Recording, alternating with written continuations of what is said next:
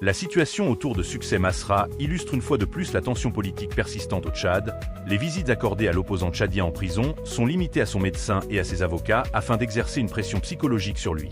L'objectif du pouvoir est de le contraindre à renoncer à la présidence du parti Les Transformateurs et à signer une forme de capitulation. Cela interroge sur la liberté d'opposition et l'équité du jeu politique.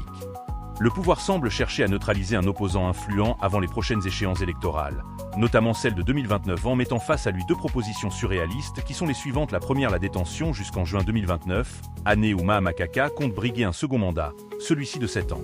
Avant d'envisager une grâce après cette présidentielle de 2029 et en deux, une grâce immédiate en 2026, possible dans les jours à venir, si Succès Masra accepte de libérer la présidence du parti, d'intégrer le gouvernement et de renoncer à toute ambition présidentielle en entérinant le verdict qui entache son casier judiciaire.